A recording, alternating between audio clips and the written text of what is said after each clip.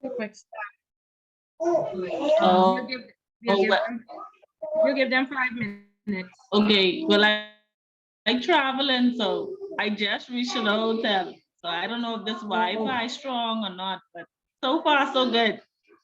Okay, that's good. That's good. Hold on. You have the study and all of this. You make me want to Yeah, switch this whole class this and one might be. But switch Miss the Phyllis, test. the points which you tell me do right, I I hope I do the right thing because I didn't see like personality types. I saw personality profile. That's the same thing. It's a personality trait thing. Trait Chapter thing. 8. Let me look at Yeah, the I'm page. looking chapter. Let me give you the page. One second. Okay.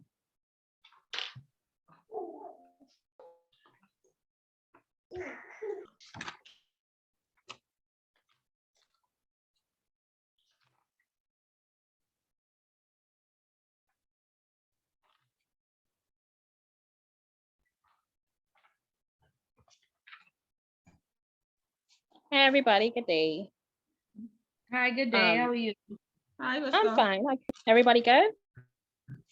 Rough. We holding on tight though. What about you? This is Oh wow. This one of bullet them head days about and we to need fall this off. class today. Sorry. So yeah, that's one of these days, but you need this one today, definitely. Yeah. Yeah. That's page 192.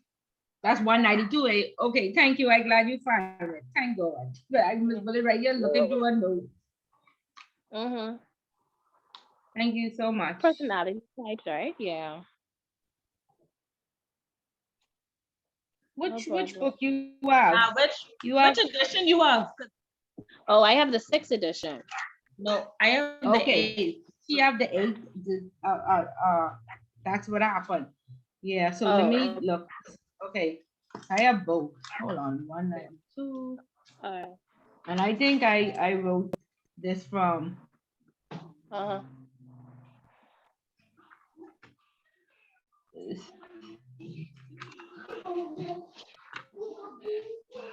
You say in 6 you have it on 192? Yeah. No, I don't have it on 192. Predictable behaviors, right? Decision making.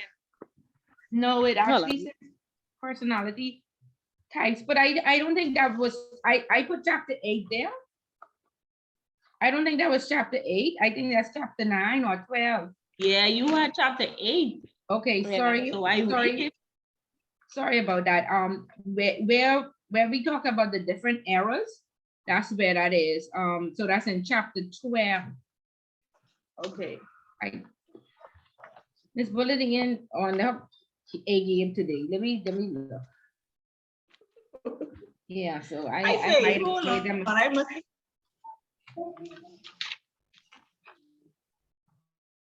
Okay, I am chapter 12 now. Okay. I know we had talked about it, but I don't know. I just where you had number 8 there, I say I must be supposed to read number 8 and look for it. No, I hope I didn't make that mistake and confuse you. You mean the halo error and the similarity error? That? No, I said when I my notes say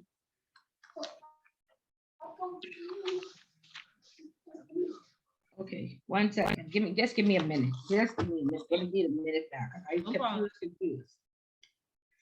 Was that specifically? Oh, right. It's yours have personality is right. 192 and 6. I don't know why I'm looking for something else. Sorry. So let me tell you.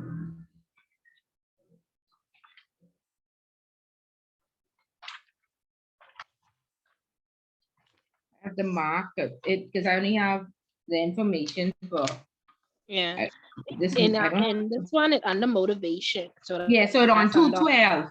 It on 212. So locus of control, self-esteem, self-monitoring, risk propensity.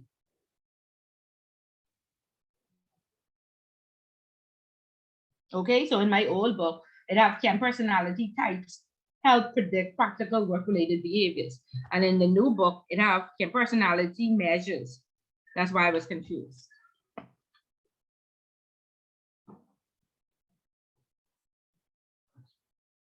Okay, this is the section that I read. I just didn't know if this was what you wanted me to read. Okay. Yeah, that was a section, but so let me look at something 1 second.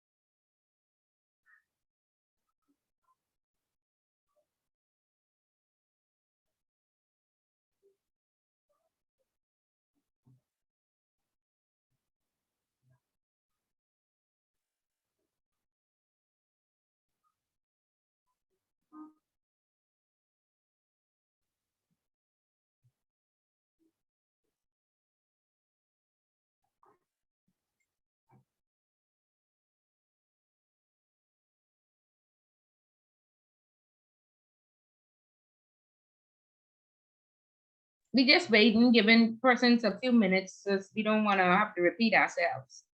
So we're giving everybody a few moments, okay? So bear with us.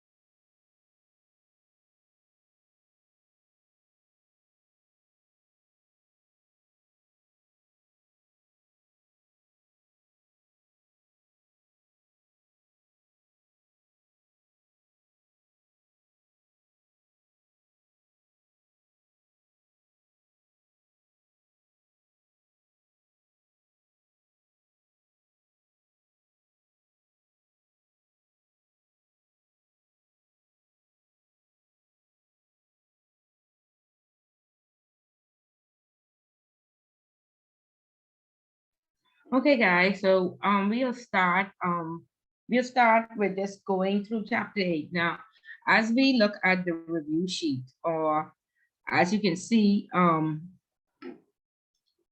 the basis of the midterm is going to be on chapter 8, or the majority of the questions are on chapter 8, and that happened because after the presentations last week, the cross marker and myself felt that y'all successfully understand leadership.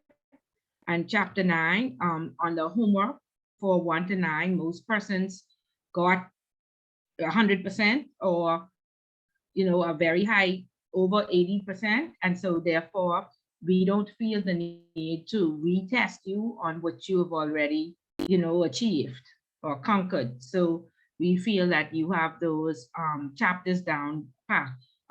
Do you all agree? Yes, Yeah. ma'am. Yes, Okay. ma'am.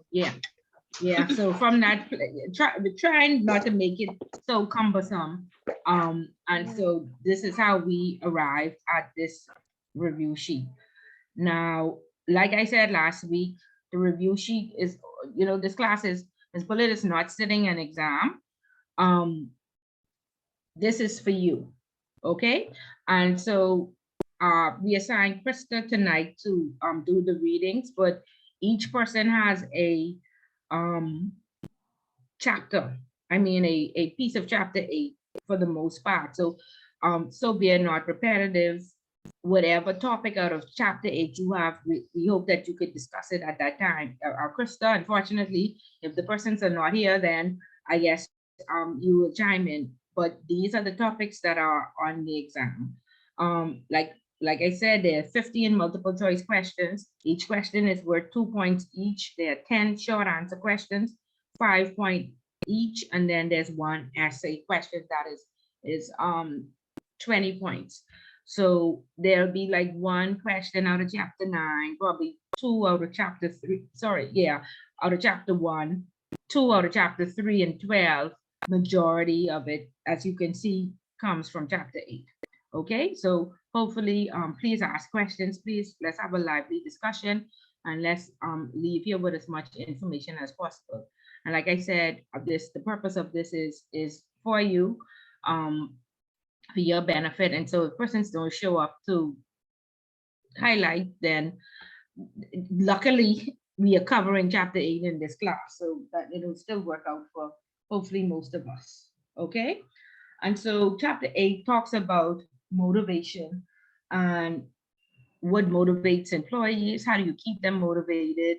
It goes back in history to talk about various different philosophers, and that's what I want to start with. Are there any modern day philosophers? Did technology take it over? We don't hear about, like modern day Maslow's, or the guy who wrote Theory X and Theory Y, and do people not do that anymore, or Ms. Bullitt just seen in the note? What's your take on it, Krista? Good night, everyone. My take is no, I don't think that we have any modern day Maslows. I'm thinking that a lot of them just use what was already proposed. You seem far away. I can't really hear you clearly. Oh wow, they using that's much better. Yeah. they using the theories of the past, basically, to get what we're doing now in the future. So no, I don't hear any new psychology referencing need and wants human behaviors in that particular regard. No. Okay, so is that to our detriment? Because one of the, when they talk about in the Bahamas, the average that we're maintaining, are we? And one of the things they say, we're maintaining the average because for the last 25 years, nothing has really changed in the educational realm. Sorry? I agree. You say I agree. I feel like we're not challenging the status quo, and that is to our detriment. A lot of countries that are moving ahead, or at the cutting edge of technology of different aspects of life, I feel as if those persons or those countries, more or less, you see them elevating in different atmospheres, whereas here, we basically just doing whatever we've been doing. Nothing really has been changing. And again, I do believe that is to our detriment. I believe we have ideas.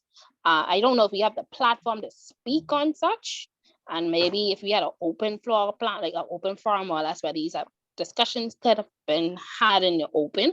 Because I know at work we talk some stuff, and I know that's been a challenge for us as well. It's getting it out on the airwaves and or introducing or in let me see, yeah, like Yeah, it leaves including us less exposed. It surely do. Yeah. And so then they continuously have this conversation of, we don't want you to go away to college and never come back home. But what makes you come back home? Right. Unless you're very patriotic, there's nothing that motivates you to come back home. I've spoken to a person.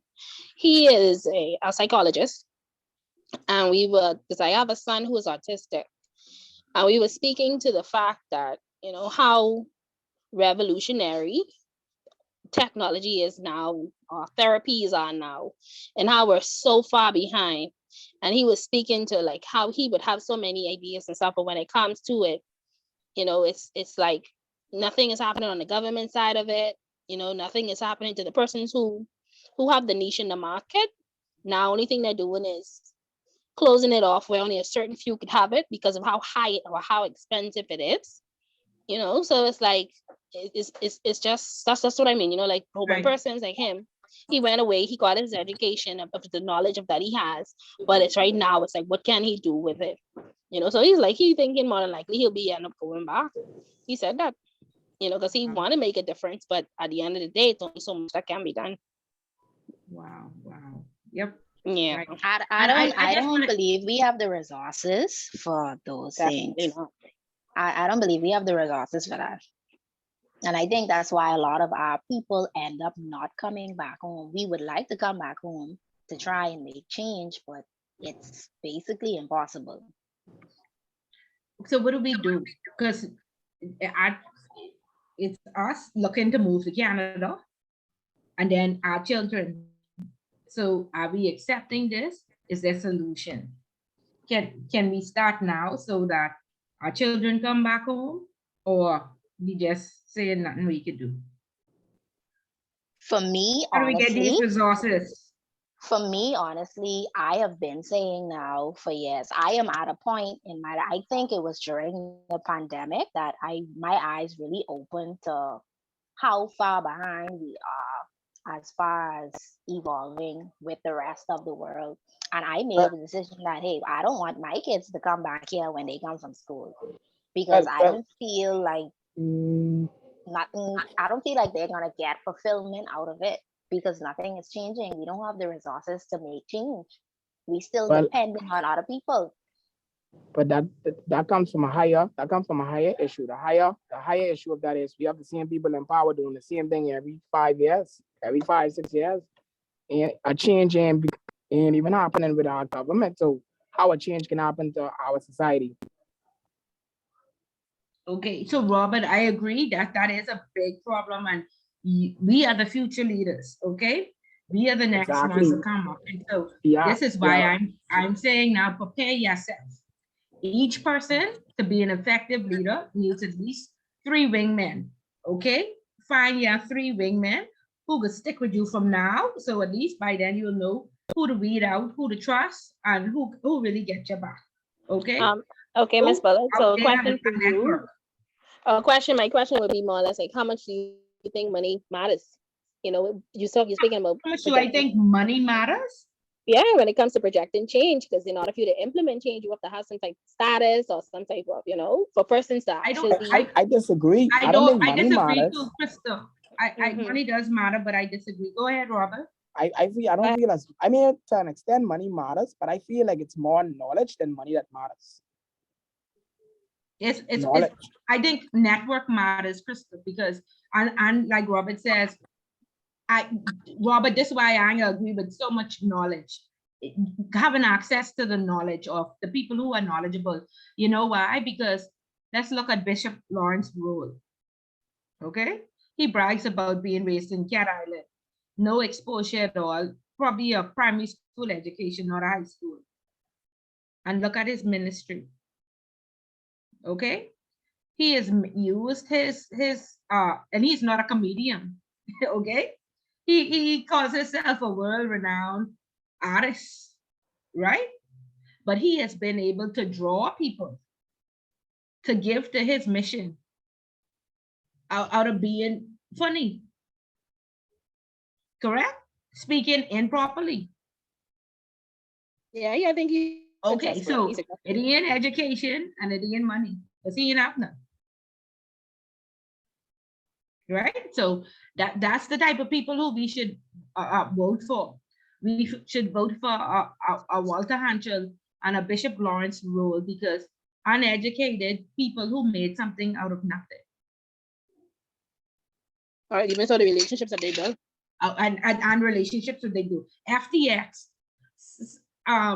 Sam Bankman-Fried, $20 billion just donated to his ministry. I mean, Sister C arranged it, but Sam Bankman-Fried, a 29-year-old billionaire, knows who Bishop Lawrence Roll is and probably follows him on social media. Okay, so that's effectiveness. That's without money. You only gotta know the educated people. You only gotta know the people who have the money, and you have to be what a man with this charming. You have to be charming enough for the people to like you, and then they invest in you, right? Because he just doing a noble cause. So think about it.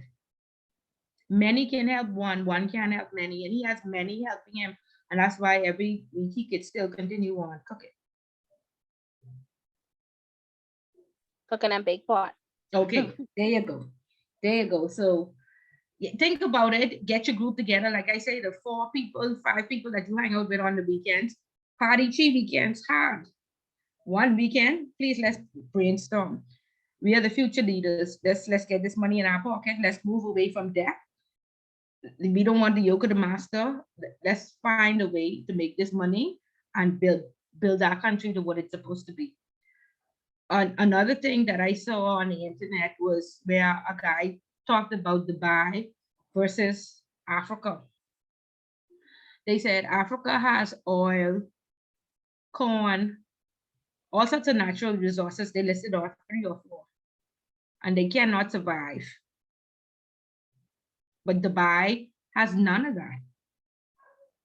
But they have leadership, and they know what to do with the oil and the this and that and how to get it.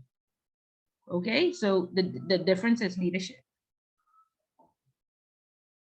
So guys, like I said, get together. It's achievable if you start now.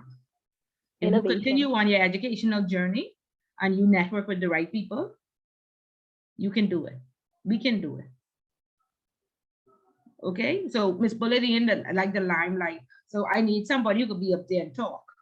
I need the Bishop, the Bishop Lawrence role, like the person in the background who could make everything work. So I think you just as important as the person who could go up on stage and go to the rally and jump up and down and scream.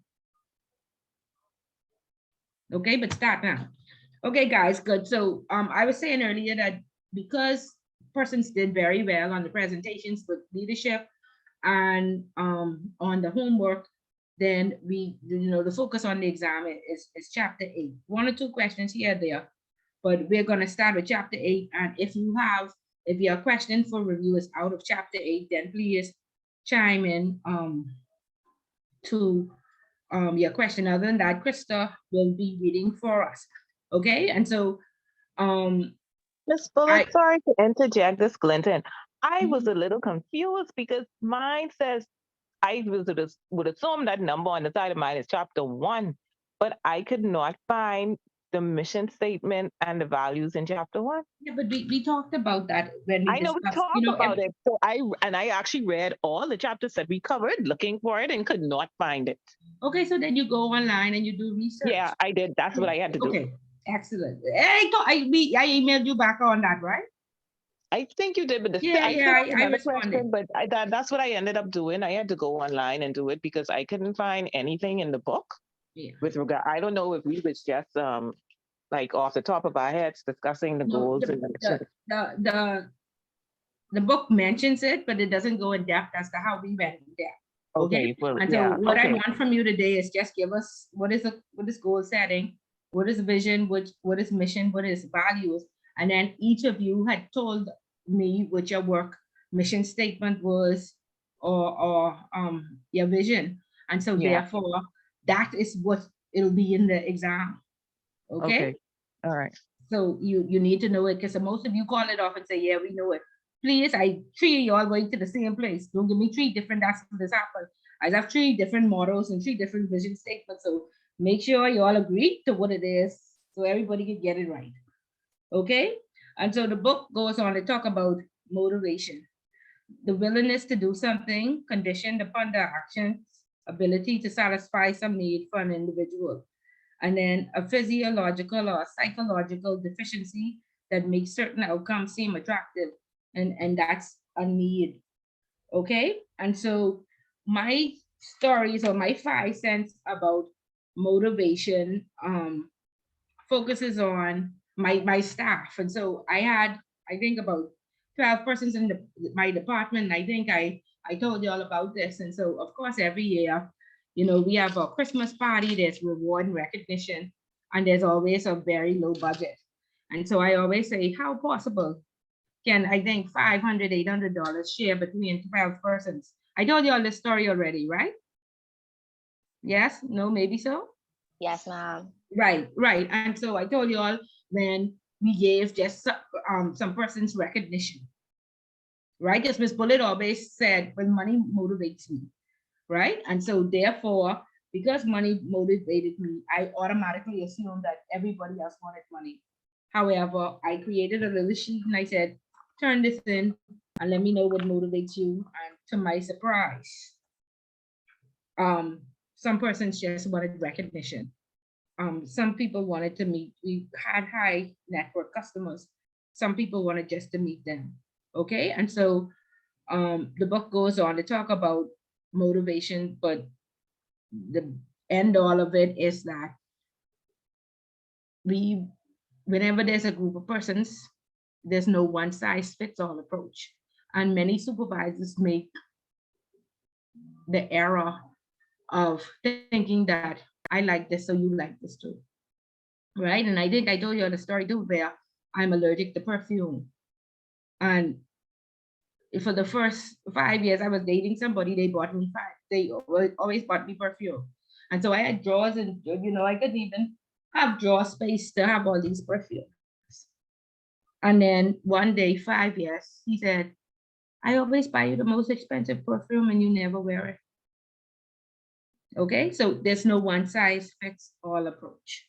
Okay, you will have high, medium, and low performers. Each person will need to be motivated differently. Okay, it'll be great if the same thing motivates everybody. But unfortunately, that's not what happens. Okay, no. Krista, you say you have version 6 book, right? Yes, I do. Okay, so that's gonna cause a problem. Okay, so Maslow, I just want to jump straight to Maslow's hierarchy of needs, and I know this is one thing that you were supposed to discuss, but heavily on the exam, they ask, they're both, I guess, short answer questions about Maslow. And earlier, before I guess Robert Dose came in, we talked about, are there any philosophers left? Is that just a thing of the past? Are we at a disservice now because we don't have these philosophers any longer, and we're relying on philosophy from back in the 1980s? So when we look at Maslow's hierarchy of needs, Maslow said that the most elementary approach to motivation was developed by Abraham Maslow. He identified a set of basic needs that argued were common to all individuals. He said individuals should be evaluated in terms of the degree to which their needs are fulfilled. According to Maslow's hierarchy of needs theory, a satisfied need no longer creates tension, and therefore it doesn't motivate. Okay, and so just to test Maslow, was he correct? Does anybody familiar? Is this the first time we're hearing about Abraham Maslow, or are we familiar with this theory? This is my first time hearing about it. Okay, so just a little test to find out if his theory is indeed correct, okay? So he said, he proposed that in every human being, there's a hierarchy of 5 needs. The first need is physiological, that includes hunger, thirst, shelter, sex, and bodily needs. The next one is safety. It includes security and protection from physical and emotional harm. Then it's social. Sorry? Christy, you said something? Oh, sorry, no, my finger on the button. Oh, okay. Yeah, so it's social, includes affection, a sense of belonging, acceptance, and friendship. Esteem includes internal factors such as self-respect, autonomy, achievement, and then self-actualization. The drive to become one is capable of the drive to become what you are capable of becoming. Okay, and he said if one need on the hierarchy is not satisfied, or if it is satisfied, it no longer creates tension. Okay, and so I always use the example is I on my way to Miami on vacation with Lanique. We going to Memorial Day weekend. We ready to party, right? And so we are satisfying our social need. Okay, Lanique, you done reached safe. You say you in the hotel, right? Yes, ma'am. Yeah. I Okay. know that. Okay, so we excited about Memorial Day weekend, correct? And we ready to shop, correct? Right. Right. Okay. However, we on the plane ride over there, and the pilot announces that we have turbulence. We have to take an emergency landing, and everybody must now fasten their seatbelts. Are we still motivated to go to Memorial Day weekend? No, now we can learn more about our safety. Correct. No. Correct. Correct. Because now that social need is completely out the door, because now we have a safety need. Okay. And then if we think about the physiological need, if we homeless and we live outside, do we really worry about security and protection or any emotional harm? Okay, so for the most part, out of all these theories and what these philosophers came up with, it seems like Maslow was on point. Okay, McGregor went on to develop a theory X and a theory Y.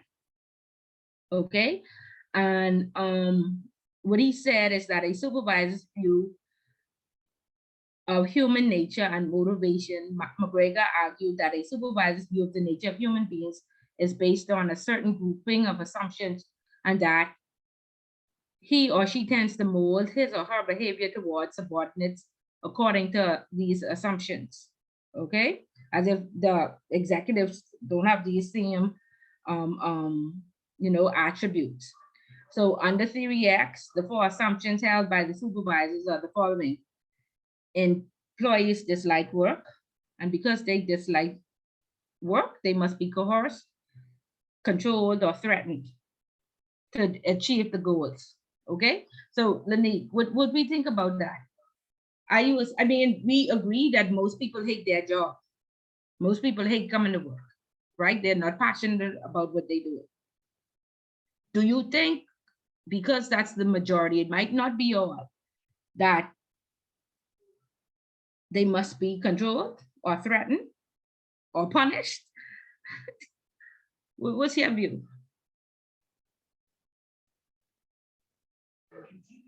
You say Lanique? Yeah, Lanique. Lanique. Lanique, Oh, yeah. I don't think I don't think they should be threatened or punished. Or whether they like work or not, correct, right? Whether they like work or not. Right. What about Right. you? What about you, Robert? What's your take on this theory X?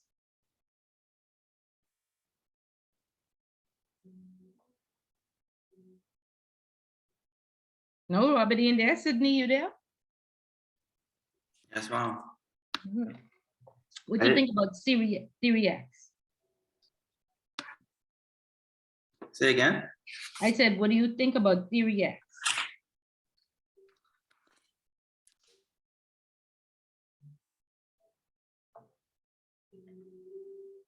Be here, but being here. We here?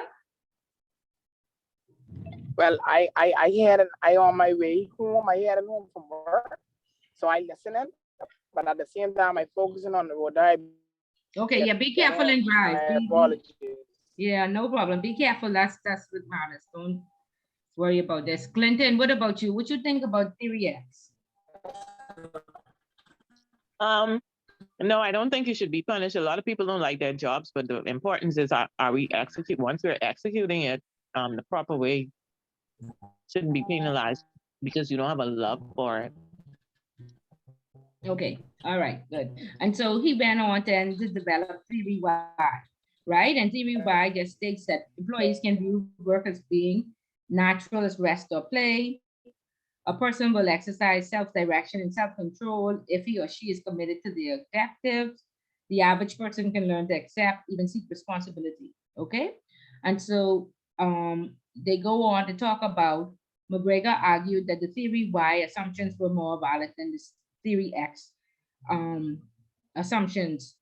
As a result, he proposed an idea as participation in decision-making, responsible and challenging jobs, and good group relations as approaches that would maximize an employee's job motivation. Okay, so there's no, I think out of all these various different philosophies, I think the hierarchy of needs is you know, most relevant. And so we today, like I see it a lot of times. I told you this story already. The salesperson of the year, very enthusiastic, coming to work happy. However, she was going through a divorce and she needed extra time to be able to pick up her children from school. And she had asked her boss, and her boss just simply said no. And so HR fell under me for a few months. And so she came and she said, I really having some personal problems that I don't care to discuss with anybody. And so, this is my issue. I need extra time to be able to pick up my kids. I need to take my lunch hour at 3. And like I said, it went on for a year, but she bounced right back, okay? And so when persons have needs that are not being met, it creates tension and they're not able to, fully perform to the best of their ability, okay? So you wanna make sure that you have enough emotional intelligence that, you are aware of this could be you. And if it was you, how would you like to be treated? Would you like an exception? Would you want somebody to work with you?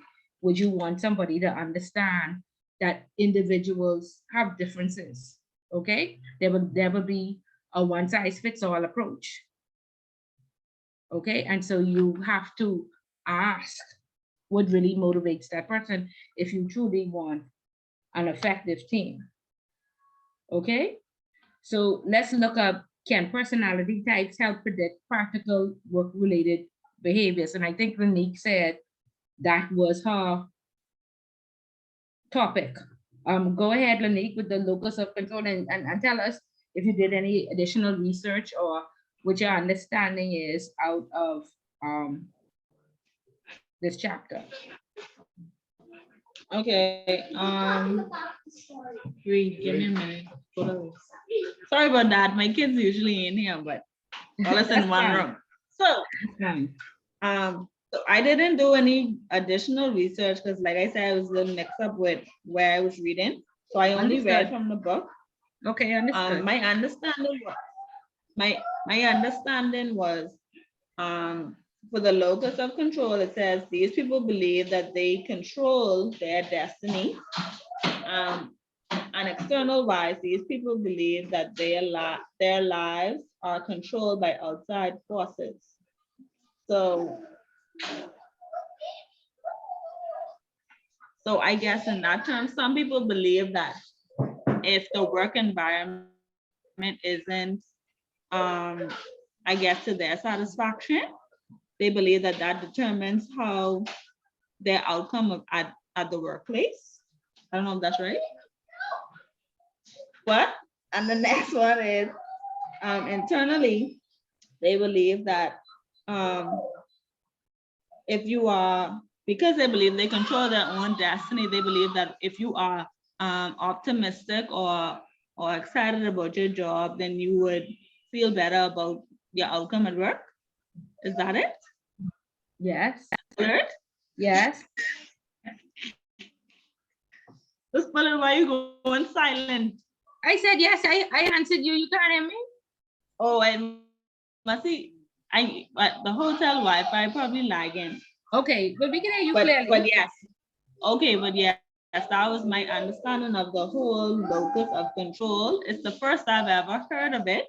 And I think I am one where in terms of the locus of control, I am more of the person who controls their own destiny. I don't look at the external factors of work, the short staff, the heavy workload, you know, the different challenges I have at work. I try to channel good, positive vibes in order to have a better outcome or a better outlook at work. That's why I've probably been there for 9 years. So I don't know if that's good or bad, but that's how I view it. Any feedback? You all have any questions so far? Hello, guys. We can hear you, Lanik. We can hear you, but you're spot on about, you know, we don't work imperfect. There are a lot of things and people that get in our way. There are a lot of distractions. We don't always have the tools that we need. But if you determine your destiny. Yes, ma'am. If you sit down and think about everything but raw, you will definitely have a bad day. Okay, so we are trying to train our minds. You know, Les Brown said 98% of our thoughts are negative. We are trying to, to train our minds to be more optimistic, to look at the glass half full. Thank God we have a job. Some people ain't working. This may not be everything we want, but we can make it work. Okay, we'll do it what we have until we can do better. So that's a great attitude to have, or else you will be showing up to work every day, worn out, overwhelmed, by what's happening. So yes. Go ahead. I have a question. Mm-hmm. I have a question. Do you think that having that kind of attitude could hinder you from growth? Like, what if, you looking at the positive outlook of your current situation, but what if there's something better, but because you just looking at the positive of what you have now, you miss on what could be? I'm confused by what you're asking. Okay. I think she mean if you keep, you mean if I keep coming to work, I come into work every day. Yes, I saying, even though work is awful, and I saying every day, thank God that I have a job today. I'm gonna get the work done. And do you think that having that positive attitude could hinder you from seeking a better possibility? See, no, I don't. Well, I mean, no, because I was gonna say in terms of what it says locus of control is twofold. So if you decide to be if you decide to look externally, and you focus on the external factors, that may cause you to want to get a new job or seek other opportunities. But if you only focus on internally, the external factors of the job and stuff wouldn't affect you to a certain extent. You understand? So you wouldn't have to you wouldn't be thinking about, I need to get out of here, or I need to grow, or I need to look for the next opportunity, because You just somewhat content. You content. So yes and no. I mean, Okay. if you're looking at it in the way of the locus of control, that's what it's saying. Okay. Yeah. I think it's good to find balance. Some Correct. things you have to look at internally, and then you allow your internal positivity to motivate you. But then if you've been doing it, like I say, for a long time, and you really stuck in a place or in a position, then you should start to evaluate the external X factors and look for ways of opportunity or growth, or ways to move. So it's like you have to strike a balance. That's what I think. Okay. Okay. Benique, let me just give you a story of a personal experience of mine. Okay. After I saw that my managers was paying you by how old you were, and you ended up sticking with that salary for many years, because each increment was only like $50. I was turning 30, and I said, I have to make $30,000 by the time I turn 30, or I don't feel accomplished in this life. This is a stupid goal that I set for myself. Okay, so I looked at internally what was wrong with Royal Bank, and then I decided to resign and find another job. I found a job paying $10,000, and I think my salary was $28,000 at that time. And so I ended up making $38,000 at this new job. And there's something called implicit and explicit cost. Remember, I left because I wanted to make $10,000 more, or I wanted to make at least $30,000. However, when I left, my mortgage went from 3% to I think 8%. So most of the money that all my loans changed from 3% to a higher rate. So I was still a loss there. So here's the $10,000 being eat up. Then I had to pay for parking every day. Here's more of the money being eat up. Then they said, we can consider you management. So now you don't work.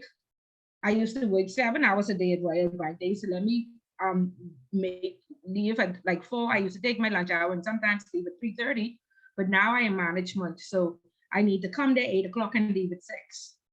And so there was all sorts of stuff when I worked it out, it just did not make sense. So I looked at the implicit, cost, not the explicit. Everywhere you go, there's going to be something that you have to deal with, and so really you have to be, they say, be the change that you want to see. You really have to change your mindset. And I got to make the best of this, because I may move to satisfy another goal. However, can I deal with the explicit cost of what it causes me to move? Anyway, long and short, that job was awful. The people was in a family. It was crazy. I got my supervisor back to Royal Bank and I begged my job back. I said, you could pay me less than what you was paying me. And she said, well, we want to keep you encouraged, but we'll give you $1,000 more than what you was making. So my salary went from 28 to 29. I was like, okay, forget about this goal. So I turned 30, making 29,000, and I felt, not successful. Before I turned 31, I got another position in Royal where I was making 35. That's what happened. I learned to make the best out of my situation. I'm glad I had that experience, because I wouldn't have learned about implicit versus explicit. Okay, so fix what you could fix, which is really your mindset of where you are, because wherever you go, there are issues that you have to accept. Okay? Sorry to be so long-winded. Yeah, sorry. Okay, go ahead. Go ahead, Lanique. Okay, the second measure is Machiavellianism. Yeah, Machiavellianism, yeah. Okay. Named after Niccolo Machiavelli, who wrote in the 16th century on how to gain and manipulate power. What I gathered from this was that Machiavelli believed that persons need to be motivated on the jobs when they could bargain their way. So for example, this type of person would come on the job and say, sure, I'll do the extra, or sure, I'll finish this project for you, or stay back, or come on my day off to finish this project for you, but I need a day back, or I need double pay to do it. Or some people just negotiate lunch, some people just negotiate different things, gas vouchers, stuff like that. But this person doesn't feel motivated unless they could bargain their own way. So he also mentions that persons who are not able to be rewarded or works at a place where it's very strict and those things aren't allowed, this type of person wouldn't function well on those type of jobs. Correct. And it talks about being manipulative. And so, yeah, I can do this for you, but what you can do for me is all based on, yeah. Right. So they manipulate their way. Okay, good. Go ahead, self-esteem. And I would just like to say, Commonwealth doesn't encourage that. They love you to go above and beyond for free. So yeah, of course, all institutions. all other duties is fine. So the third measure is called self-esteem. Self-esteem studies confirm that people high in self-esteem believe they possess more of the ability they need to succeed at work. But the most significant finding of self-esteem is that the low self-esteem, I guess, are more susceptible to external influence than our high self-esteem. So persons who have low self-esteem depend on others' encouragement in the workplace. They need you to tell them you're doing a good job. They need you to tell them keep up the good work. For them to feel approved by others, whereas the high self-esteem is not necessarily, they don't really need that recognition all the time, but that recognition is what drives someone with low self-esteem. For me personally, I don't really need it. I prefer tangible things. I guess I'm more like the Machiavellianism, because I like rewards. So yeah, but you don't manipulate to get it though. You like rewards, but you don't manipulate to get it. Do I show a little lowness sometimes, so I probably do it in a subtle way. Manipulation is strong. So once you're in the type that you always need something. You used to type like, I do these 5 things. Now at the end of the year, or when it's reward and recognition, I do expect to be recognized or rewarded. Oh, no. But I think being on the place where I work, because you don't normally get verbal recognition all the time. I mean, it's so far and few apart. I think I've come to a place where I have to have high self-esteem. Because if I wait on somebody to say it, I'll be waiting. If I wait on that to motivate me, I would never be motivated, Correct. Okay. Correct. Moving on to the last. Is this the last one? No, there's 2 more. The fourth one. Yeah. The fourth one is self-monitoring, which is the ability to adjust one's behavior to changing situations. Individuals high in self-monitoring show considerable adaptability in adjusting their behavior to external situational factors. And so I think, well, most of us who work in the bank, we didn't close during COVID. Commonwealth Bank especially we didn't really adjust anything. We can't work every day. So we had to adapt to not only the unknowns of the outside world, but we had to adapt every single day the way we did banking. And the other banks did too. So I'm sure everyone in here, I guess, would have experienced this at some point. Because we had to look at ourselves and adapt our behavior and adapt how we do things to accommodate the external situational factors, which was COVID-19. Okay. And the last one is risk propensity, which is a willingness to take chances.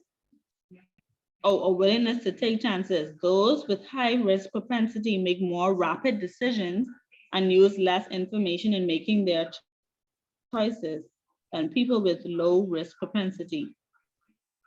So persons who are high risk propensity, they just make decisions on the spot. They don't take the time to think it through. And for me, that's the complete opposite. I'm an overthinker. So I think about things long and hard before I make a decision. I actually take long sometimes to make a decision. So I would be considered a low risk propensity person. And I think that's it, right? Correct. Alert. Excellent, guys. Anybody have questions for Lanique? Any questions? No? Okay. No. Robert, are you to stationary places yet or no? Yes, Okay. ma'am. I am actually. Yes, ma'am. Okay, great. Okay, so let's talk about emotional intelligence.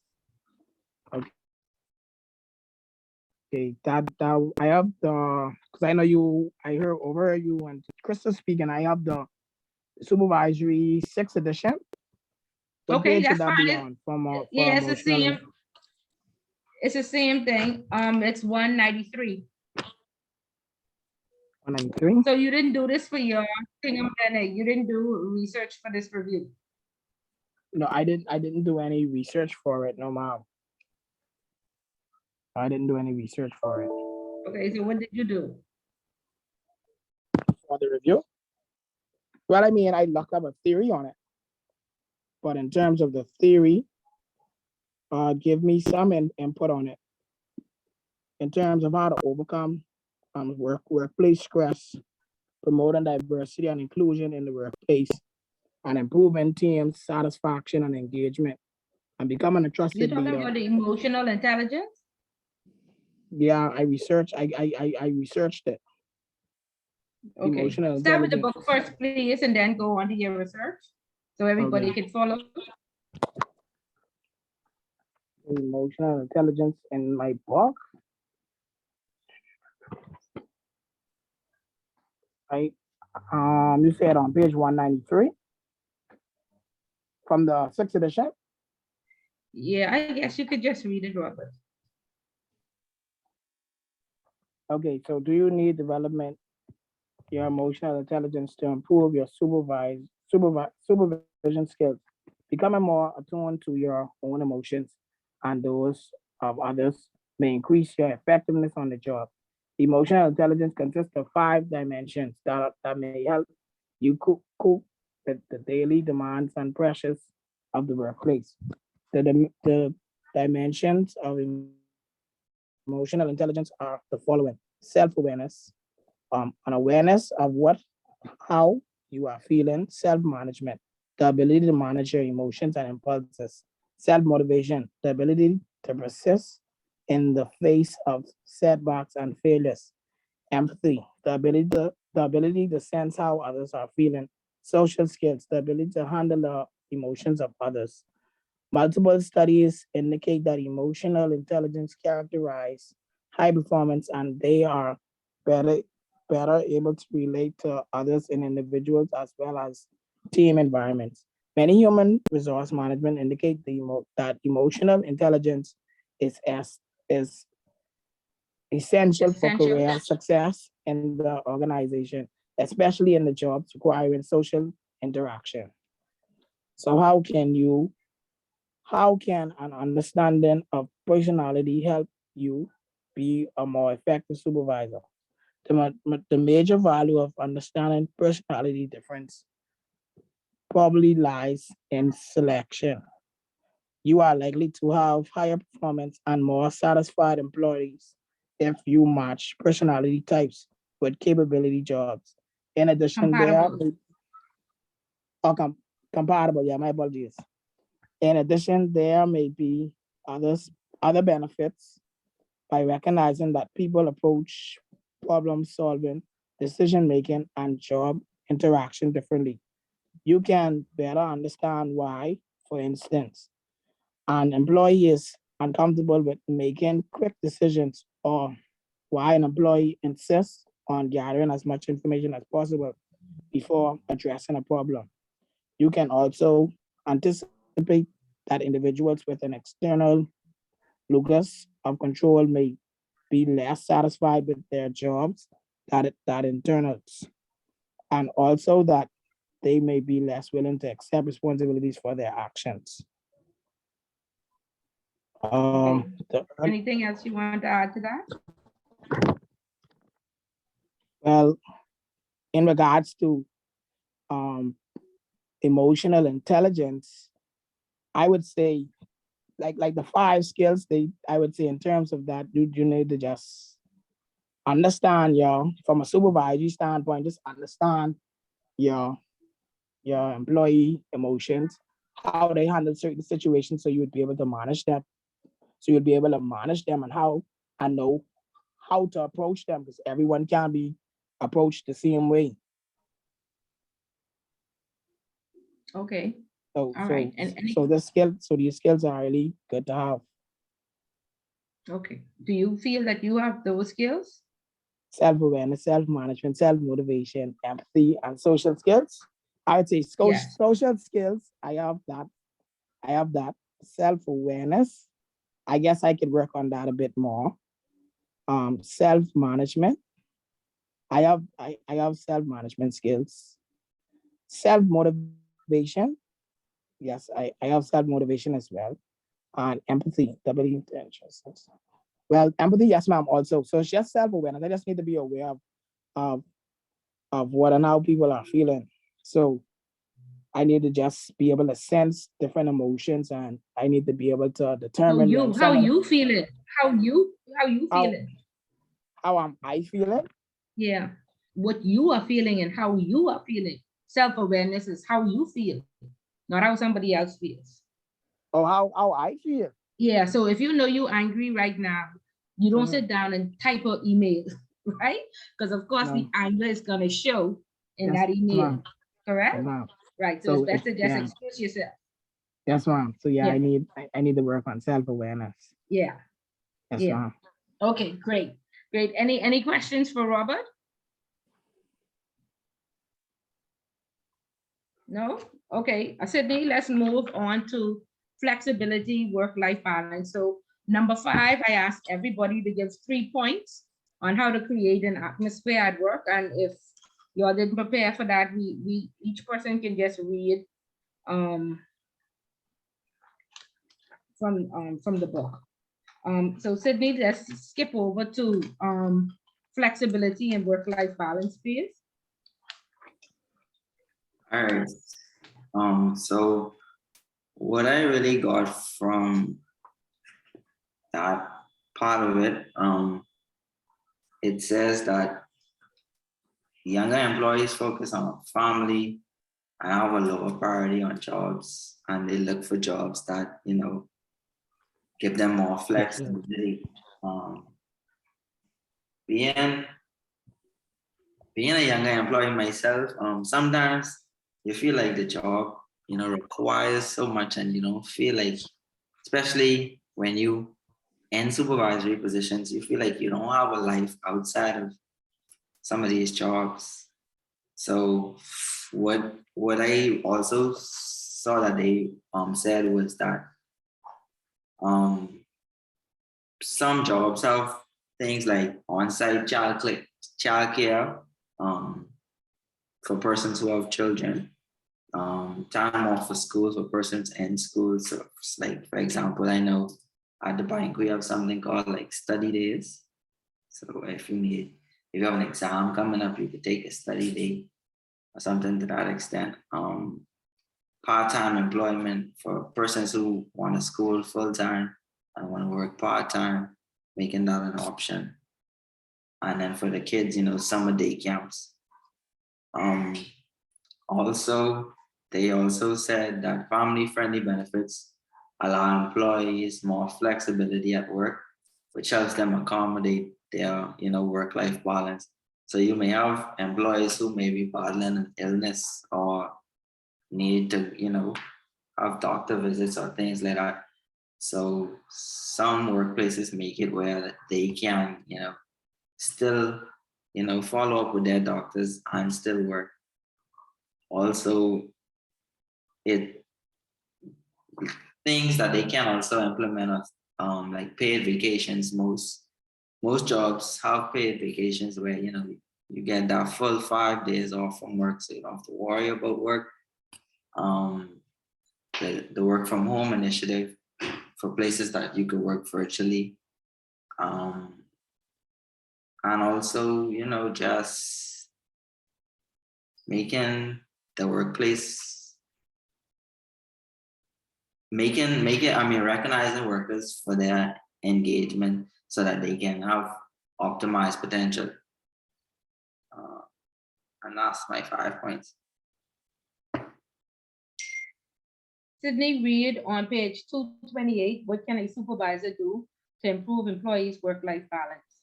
228 and 229. All right. The typical employee in the 1960s or 1970s showed up to the workplace Monday through Friday and did their job in 8 or 9 hour chunks of time. The workplace and hours were clearly specified, but not anymore. Employees are increasingly complaining that the line between work and non-work times have blurred, creating personal conflicts and stress. Several factors have contributed to the blurring between work and personal life. One is that in a world of global business, work never ends. At any time or any day, for instances, thousands of Caterpillar employees are working somewhere in the company's facilities. The need to consult with colleagues or customers 8 or 10 time zones away means that many employees of global companies are on call 24 hours of a day. Another factor is that communication technology allows employees to do their work at home, in their cars, or on the beach in Tahiti. Working anywhere or at any time means there's no escaping from work. Another factor is that organizations lay off employees so that the surviving employees have had to work long hours. It is not unusual for employees to work more than 40 hours a week and some more than 50. Finally, fewer families today have a single wage earner. Today's employer is typically part of a dual career couple, which makes it increasingly difficult for married employees to find time to fulfill commitments to home, spouse, children, parents, and friends. Employers recognize that work is squeezing out of their personal lives, and they're not happy about it. Progressive workplaces must accommodate the varied needs of a diverse workforce. In response, many organizations are offering family-friendly benefits that provide a wide range of scheduling options to allow employees more flexibility at work, accommodating their needs for work-life balance. They've introduced programs such as on-site childcare, summer day camps, flex time, job sharing, time off for school functions, telecommuting, and part-time employment. Younger employees put a higher priority on family and a lower priority on jobs, and are looking for organizations that have a more work flexibility. Flex time, short for flexible work time, is a scheduling option that allows employees within specific parameters to decide when to go to work. Employees have to work a specific number of hours a week, but they are free to vary the hours of work within certain limits. Flex time has become a popular scheduling option, especially among professional employees and Gen Xers. For instance, a recent study of firms' practices to enhance the work-life balance found that about 60% offered employees some form of flex time. The potential benefits of flex time are numerous for both the employee and the employer. They include improved employee motivation and morale, reduced absenteeism as a result of enabling employees to better balance work and family responsibilities, increased wages as a result of productivity gains, and the ability of the organization to recruit higher quality and more diverse employees. Okay, very, very good, Sydney. Any questions for Sydney? Anybody want to chime in? Are we having these experiences in our organizations? Are we getting this flexi time? People allowing you to pick up their children from, your children from school? I know the mothers in Canada, they all get off at 3 and then they sign back in around 7 p.m. just to make sure to answer any emails. But are we in support of this, or we find that persons are still hard and fast with flexibility and time writing you up every second?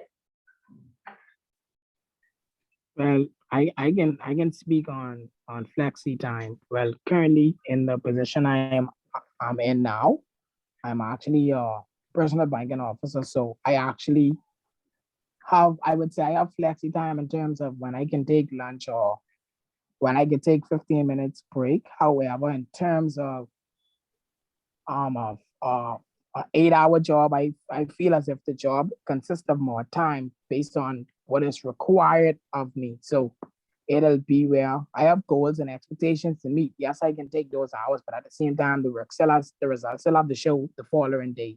So it's almost like within the 8 hours, you still might not be able to fully complete everything, but at the same time, you have the ability to work from home, but really and truly, you only getting paid for 8 hours. So it's almost as if it's fair in a way, but at the same time, it's actually not fair because you're gonna have to work more than the hours that you're being paid for. But I mean, I guess Okay, in terms but of, we are in support of this flexi time. yeah, we are in support of flexi time. Okay, okay. And we understand that we need home to be balanced because employees are there worried about what's happening at home, and I don't have enough time to make home and work, then that creates tension. Correct?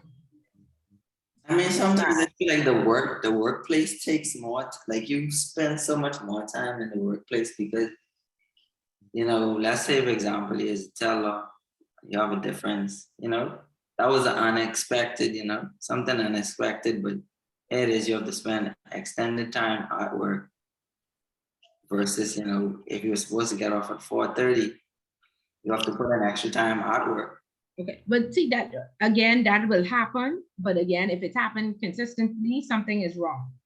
Okay, and it should be 8 hours for work, 8 hours for home, 8 hours for rest. But of course, we don't live in perfect, so that don't happen. Normally, like you say, we're getting 12 hours. Okay, so which moves me to the next point then, Sydney. How do we create an atmosphere in which employees want to work? How do we do that since we there for more time than we are supposed to be? How do we do that? Well, we could provide recognition. Yeah, let's go to 221. Go ahead. Recognition is, some people like public recognition. Some people just like that, that little talk. Sydney, I see you doing good,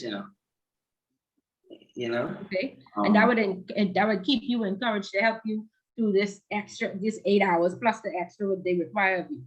Yes, ma'am. Okay, good. What else?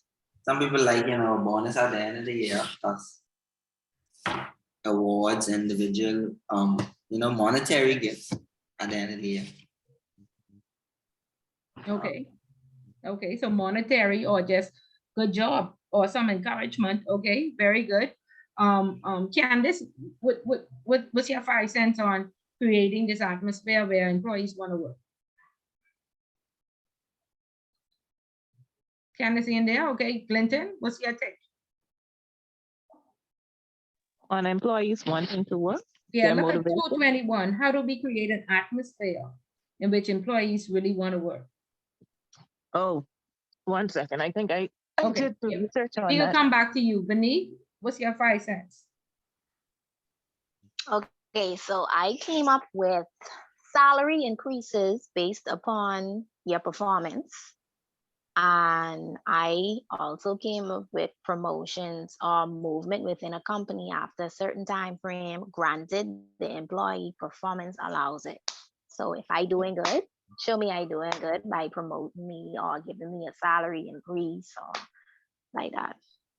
Okay, because the book does says individualized rewards and then link rewards to performance. Okay, so very good. Right. Robert, what is your 5 cents?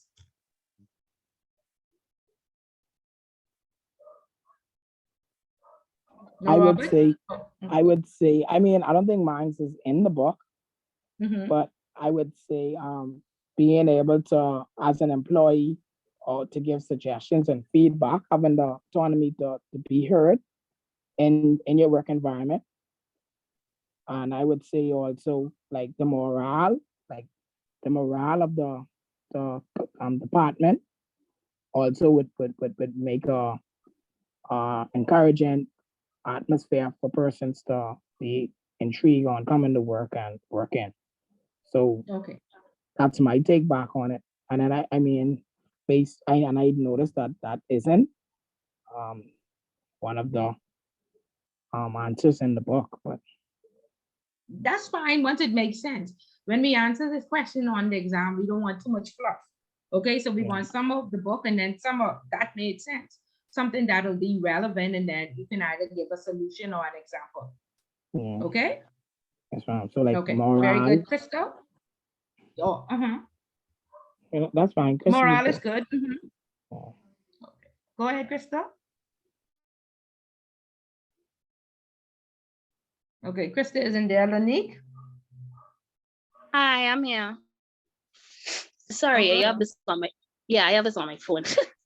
Um, for me, it would be more or less to make sure that the environment is fair.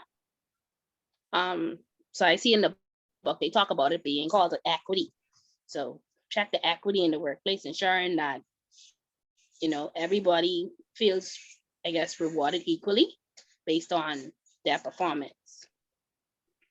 And also, again, too, yeah, empathy, exercising empathy in certain situations, inquiring if things, if the employee is all right, and also like providing solution, to the particular situation. Okay, good. Very good. Clinton? The individualized rewards was one, and then the other one that I got wasn't really in the book. It was how to create an atmosphere. Oh, sorry, that's it. To invest in workplace environment.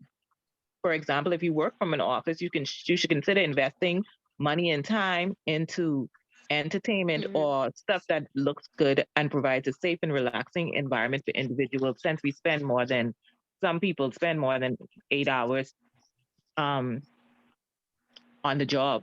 Correct. And So it's then called proper ergonomics. what is it? Proper Ergonomics. So Google economic. ergonomics. Yeah, and that'll tell you. Okay, Yeah. ergonomic. Yeah, so that means, a proper desk, a proper chair, air Yeah, conditioning, clean bathrooms, and yeah. so during the pandemic, because everybody, I guess Google or people from Google offices moved to home, they even paid for proper ergonomics in your home so you could work comfortably from home. And then I also have allow for work-life balance, aka flexi time. Okay. If you feel your employees are being stressed for personal reasons, provide them with a better working environment. Allow them to go early or work from home or have flex hours. Right. Okay, good. You're on track. I just making sure that everybody knows how to answer this question. Okay, very good. Vanique, workforce diversity. Okay, so for me, motivation challenges for today's supervisors. What I did was I went back to page 38 in the book and I jot down the definition of workforce diversity. So it says workforce diversity is the composition of the workforce to include men, women, whites, blacks, Hispanics, Asians, American Indians, people with disabilities, people with diverse sexual preferences, the elderly, and so on. So back to page 224, it says today's supervisors have the challenge of motivating a diverse workforce, paying for performance, motivating minimum wage employees, motivating contingent employees, motivating professional and technical employees, improving employees' work-life balance, providing employee recognition programs, and introducing employee stock ownership plans. So with that part, for me, I had a question tack on to this for those persons who are in the class that have a supervisory role. I wanted to know if they agree with this part of the challenge, motivation challenges. Do you think that supervisors have a challenge doing all of these things for a diverse workforce? I mean, Anyone? whilst they think about it, I do think it is a challenge because the workforces say they roll over all these benefits and then they say, well, this the benefit $100 for 12 people, and that's impossible. And so you got to make it work with what you have. You know what I mean? And so, I and then mean, you got to make it applicable to everybody. Like we got $800 for a Christmas party. We had some not Jehovah Witness, 7-Day Adventist. So of course the party couldn't have been on Saturday or Friday. That's the first thing. So now you convince the other 10 people who ain't 7-Day Adventist that they got to come to a party on Wednesday. You see what I mean? And so, yeah, challenges like that. And then they are saying that they don't want to go to Atlantis because there's so much smoke and stuff like that. Whereas the young people want to have a party, they want a breakfast. And so you have to try to accommodate everybody and not make them feel like you really want a breakfast, like you really can't have a party on Friday or Saturday. You see what I mean? So it's if you don't more have that so. exposure, sorry? So I was going to say, so it's from a supervisor's perspective, it's more so because I'm thinking that being a supervisor, like we would have learned already, you do have to adjust to different personalities. Everybody is not going to want the same thing. So, I mean, I don't really see these things as challenges, I guess, from an employee standpoint. That's why I wanted to ask from a supervisor standpoint. So you see it as the norm then, that's what you say. Yeah, because okay, then that's unique. I mean, that's what they term it as. These are some difficulties that you may be presented to you. Then you see it as a challenge, or you saying it's just the norm? I see it. I mean, I only been supervising for a couple of weeks, but I do see it as a challenge. I think that the expectation of a supervisor is very, I don't know if it's like that everywhere, but from what I could see, it's very unrealistic. Like Ms. Bullet say with the $100 realistic, and they expect you to get it done. Like, yeah, with no type of guidance. So yeah. Okay. That's it. What I find sometimes is what some supervisors like to do more or less is just probably just take a vote on it, and usually the majority rules.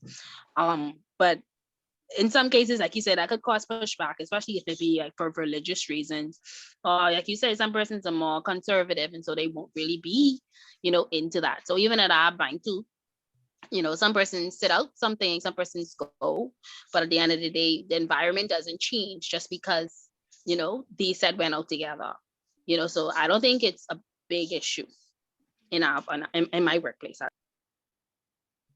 But Fanique, I don't know if you know when you ever been to like a Christmas party? Would we at at work? Once. Fanique? Yeah, okay, I've been once. So I don't know. Okay, I don't know if your branch had to team up with the other branches, but I know, the $25 what each of us get, right?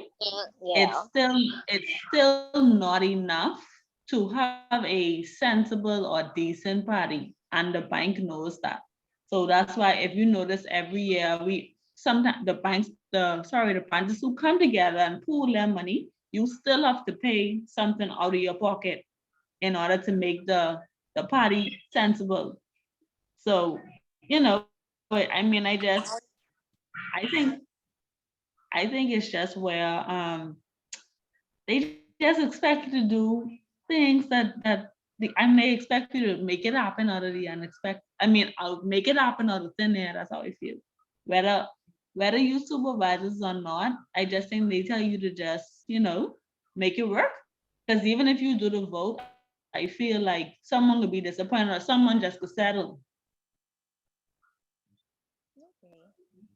Okay, that's it. Bye. Okay, good. Very, very, very good, guys.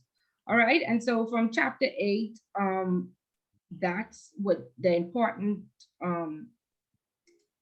I guess, what will be seen on the final exam. So the personality types, emotional intelligence, of course, Maslow hierarchy of needs, flexibility, work-life balance, how to recreate an atmosphere where employees want to work, workforce diversity, and then we'll move on to counseling and feedback. I see Candace is here. She could perhaps go, but I don't think Byron is here, but Sydney mentioned absenteeism when he talked about work-life balance. And so it was just a small mention, but in another class, it drummed up a conversation. And just from the internet, absenteeism is defined as absence from work. When an employee calls in sick and cannot work that day, that is absenteeism. Presenteeism is when an employee is present at work, but not as productive as they could be due to their illnesses, okay? And so some people are sick and they are not well. And I mean, before the pandemic, people did not care. Or they say, try to make it to work. See how you feel at 12 o'clock, all these foolishness. And there are many studies out there that has confirmed that presenteeism is more expensive than absenteeism. And so if somebody calls you and say, I'm just simply overwhelmed, I'm burnt out, I really need a day. Please respect that, because it's going to cost the institution more money if that person shows up to tell 10 people that they sick. Their face could be falling apart. The time everybody stopped to ask them if they well, what? If you're not well, why are you here? And then she's with the supervisors, this and that. So presenteeism, and then you can possibly make other persons, if you do indeed like have a cold or whatever, sick as well. Okay, so please stop forcing these people to come to work, because it costs the institution more. Okay. All right, Candace, can you go on to chapter 12? Is Candace? Yes, ma'am. I'm Okay. on it now. Okay. So counseling and the need for feedback. I wasn't able to read chapter 12 as yet, but the definition that I got for counseling is talking therapy that involves a trained therapist listening to you and helping you find ways to deal with emotional issues. And Okay, then let's go to the page in the chapter, because we covered chapter 12 already, Candace. on it now. Sorry? I'm on chapter 12 now. Oh, okay. So you're reading from the book? No, I didn't read that from the book. Oh, okay. But you have some stuff, because we want some points from the book as well, and then whatever other research you would have done. Yeah, I start off by saying I didn't get a chance to read chapter 12 as yet. Okay. But we covered chapter 12 last week, right?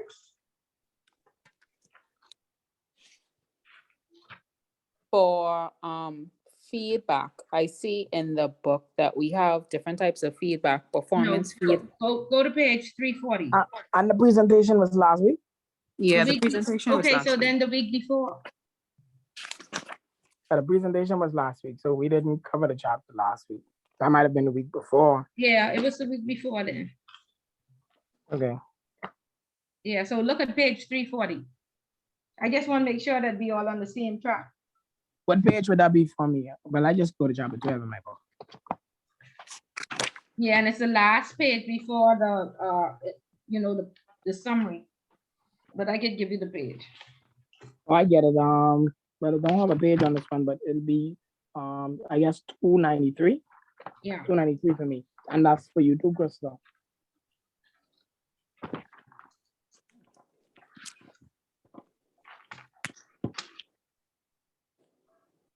Yeah, 311, Robert.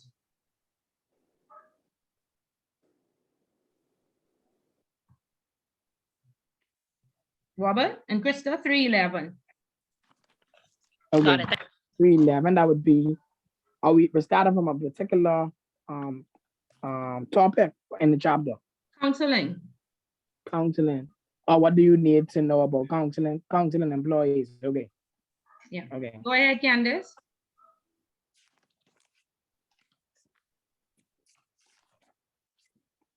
Or you want me to come back to you?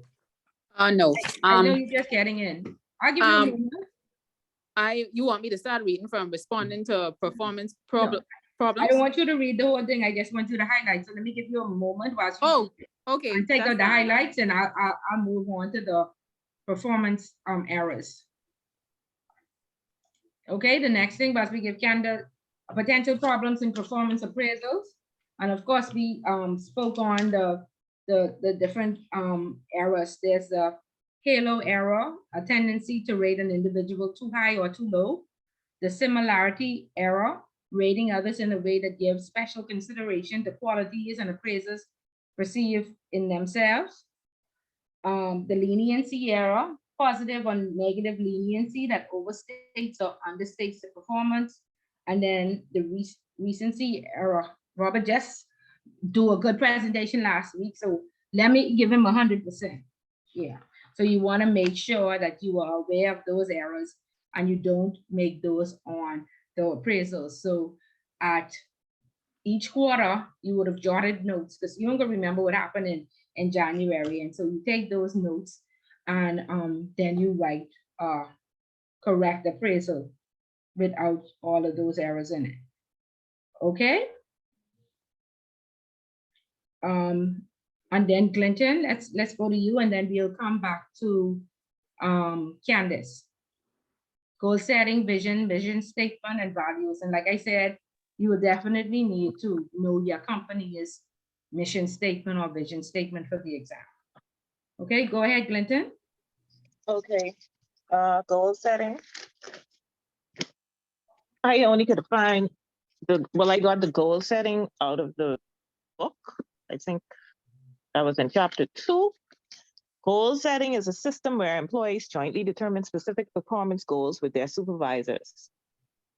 Goal specificity is specific statements of expected accomplishments. They should be converted into tangible goals that can be measured and evaluated. Participation goals are jointly determined, and the employee and supervisor agree on how they will be achieved and evaluated.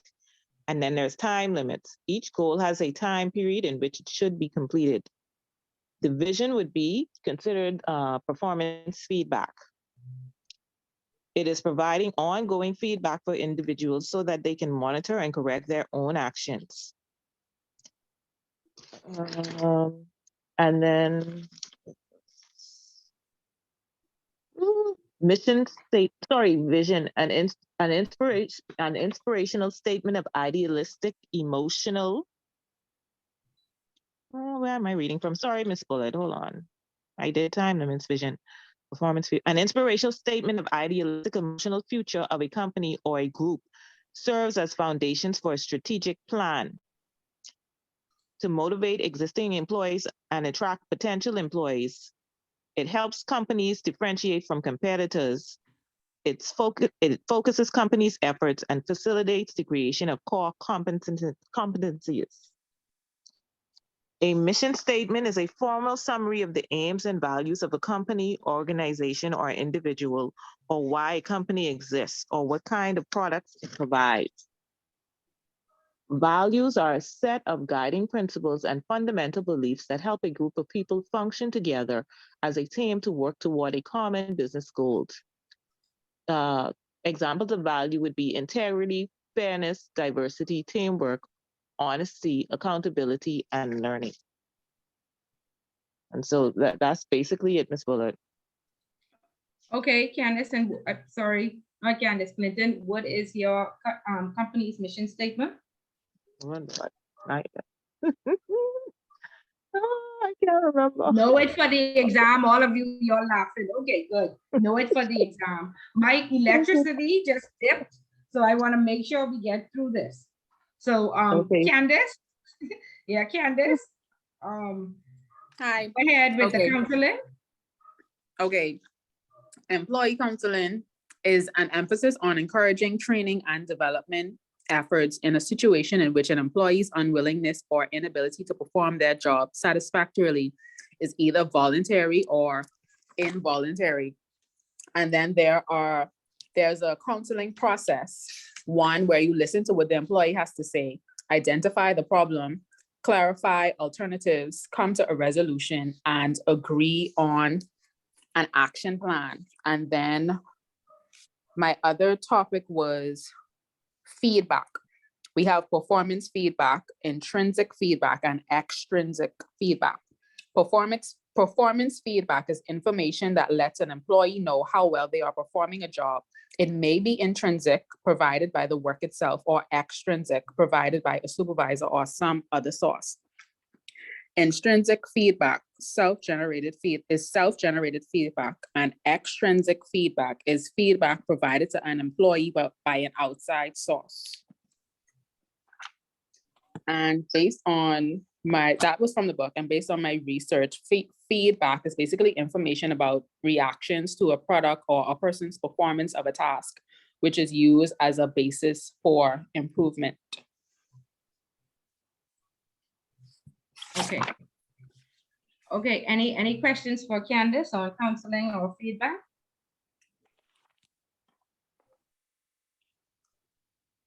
No? Okay, go ahead, Crystal. Sorry, just wanted you to help me with that definition again. Counseling that you found?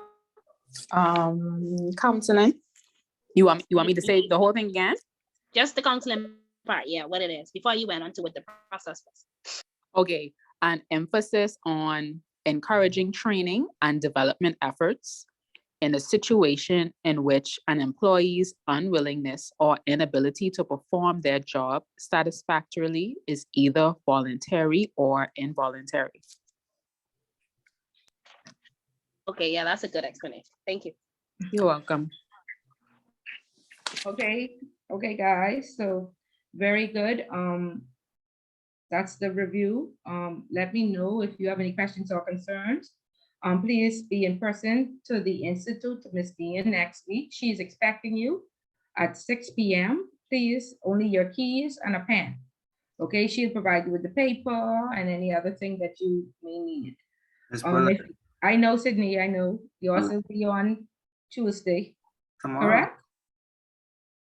Tomorrow. Okay, tomorrow. Okay. Yes, ma'am. Okay, tomorrow. Okay, so Sydney will be tomorrow. Everybody else will be next week, Wednesday. Wednesday, 6 p.m., right? 6 p.m. Please go in person if you have an emergency. Yeah, I take a day off for that. Okay, good. Good. Very good, Robert. Because you have Miss so much potential, Robert. Yeah, because I So take a much. day off. I believe you will be my top student, Robert. I have faith in that. Okay. Hi, Miss Bullard.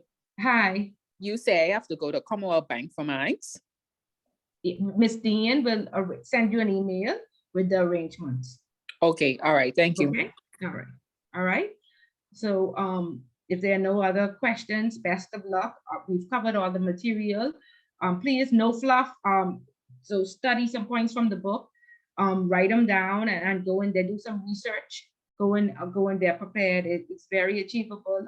You've been a great class so far, and all of you are future leaders, and so like I'm very, very hopeful. So please do your best and organize your time and get some study in there, Lanique. I don't know how.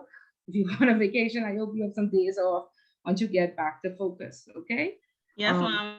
Yeah, but I am 2 weeks off. So. Oh, okay, good. Okay, so best of luck and let me know if you have any questions or concerns. Sorry, Benny. Sorry, you said. I mean, Lanique, I telling her I called for her today. You on vacation too? I on vacation too? Yeah, gal, I had to get out of there. Okay, You well, think they can- enjoy yourself. Enjoy yourself and But then you study. think they go, well, you Yes, think they can ma'am. post this before the exam? This class, you think they can post it on the YouTube page? Just reach out to Normally done. Miguel. Reach out to Miguel and he should be able to assist you. Okay? Yes, ma'am. Okay. All right, guys. Y'all have a great evening and best of luck. And I'll see y'all the following week. All right. All right. You too. Take Good care. night. Okay, bye guys. Bye.